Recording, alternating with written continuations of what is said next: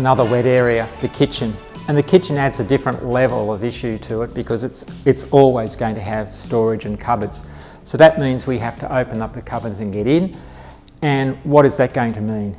Remember, this house is still lived in, so the cupboards are all going to be full. Massive restrictions inside the kitchen if it's a standard kitchen. And it's going to be prepared just the same as this. You're going to have to get around the areas that are here and all the restrictions that are placed. So usually the kitchens are going to be not completely accessible. So we start off, you'd have your donga, and you've gone around and done the tapping around the edges and the window frames and the door frames.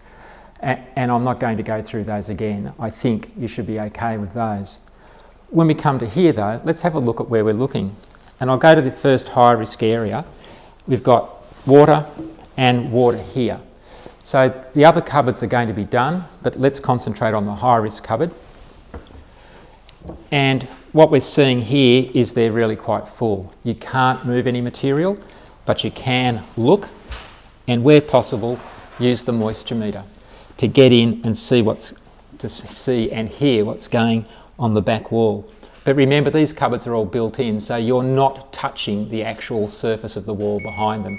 They're actually, a few millimetres behind this.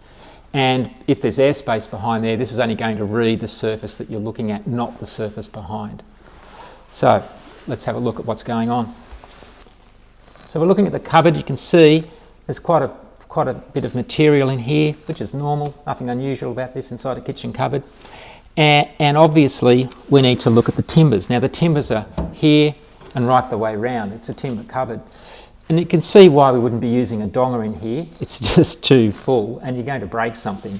So remember, this is where you need the long shaft screwdriver because you've got more control over that and you can still go around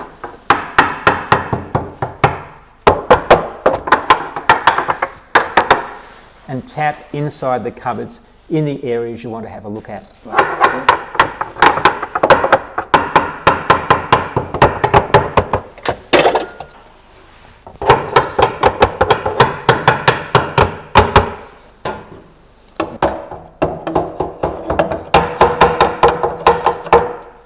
So you've been round and tapped inside the cupboard. There's nothing really untoward that we can hear with the tapping, but we still need to know about the moisture. So let's use the moisture meter. Now, it's actually compressed timber, so let's see how we go with the particle board with this. So running along the back, we're looking at around about the 12%, which is certainly standard for this sort of this location. And now I can't see it up in here, but it's, there we go. So 12% moisture content here is pretty standard. The timber is always going to have moisture, and it's going to be around somewhere, depending on where you are in the time of year, somewhere between 8 and 12%. So 12% inside a kitchen cupboard is nothing that we have to worry about or should be concerned about. We go beyond that sort of 15 or so percent, and now we start to think something's going on. But this cupboard, I'm not concerned. But that doesn't mean you stop here. You keep going right around and do the rest of the job. Right. Well, again, another standard cupboard.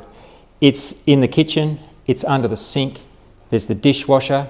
There's the taps from the sink, and it's high risk. And the access is very, very restricted. It's very limited. I can look a bit into it.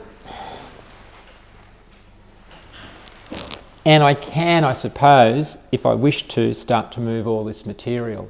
But that's then becoming invasive, and on a pre-purchase inspection, that's not supposed to happen. So you do what you can with this, and what else would you do now as far as the inspection? Yep, that's right. You take out the camera,